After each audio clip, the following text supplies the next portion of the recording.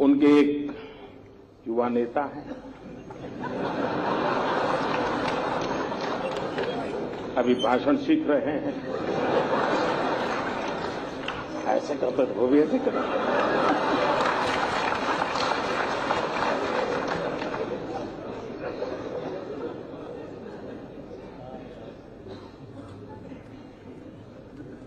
जब से उन्होंने बोलना सीखा है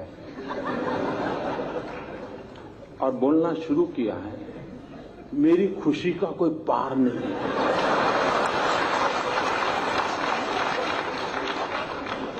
दो 2009 में पता ही नहीं चलता था कि भाई इस पैकेट के अंदर क्या है,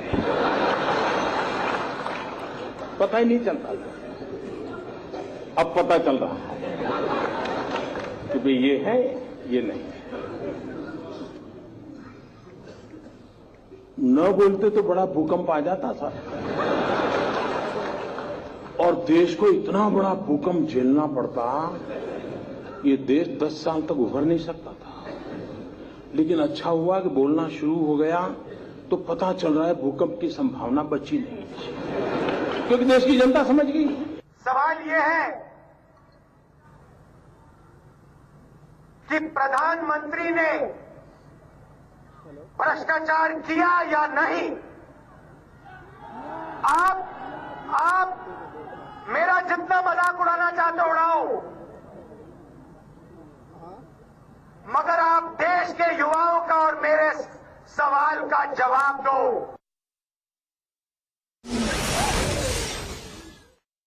पाकिस्तान घुसपैठियों को हिंदुस्तान में भेजना हो तो क्या करता है, वो सीमा पर फायरिंग शुरू कर देता है, तो फिर हमारी फौज भी बिजी हो जाती है उसके साथ, तो इधर उधर चलती रहती है आमने सामने और लपक करके वो घुस जाते हैं।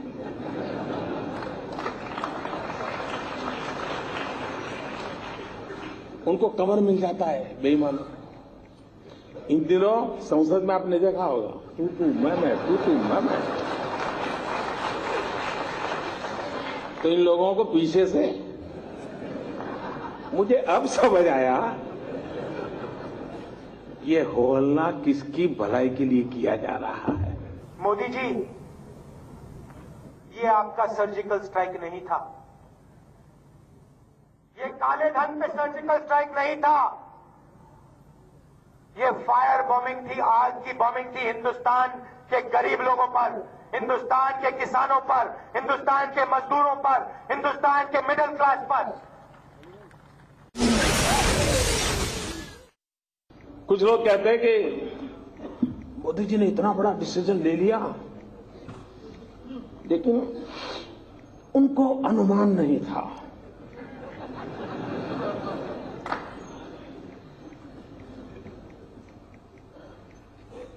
ये बात सही है कि बहुत सी चीजों का मैंने अनुमान किया था, लेकिन एक चीज का अनुमान करने में विफल हो गया। मैं नहीं कर पाया। अब वो मेरा देश, मेरे संस्कार था, क्या था मुझे मालूम नहीं, लेकिन मैं नहीं कर पाया। मैंने जब इस पूरा काम के लिए दिमाग खपा रहा था, योजना बना रहा था, कभी सोचा नहीं था कि देश के राजनेता कुछ और कुछ राजनीतिक दल हिम्मत के साथ बेईमानों के साथ खड़े हो जाएंगे। अगर बीजेपी की सरकार, एनडीए की सरकार भ्रष्टाचार के खिलाफ कोई भी कदम उठाए, छोटा से छोटा कदम, बड़ा कदम, कांग्रेस पार्टी उनको पूरा समर्थन देगी, 100% समर्थन देगी।